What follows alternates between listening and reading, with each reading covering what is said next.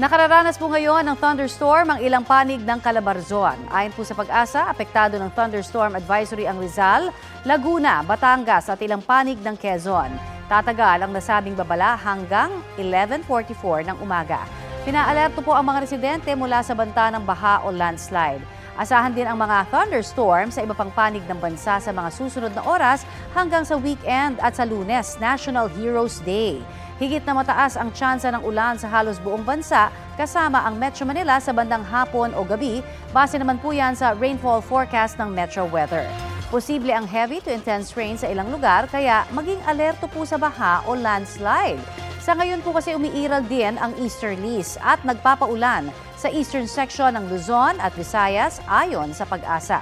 Wala namang epekto sa lagay ng panahon sa bansa ang binabantayang bagyo sa Pacific Ocean. Isa na po itong severe tropical storm at may international name na Shanshan. Mababa pa rin po ang tsansa ng nasabing bagyo na pumasok sa PAR.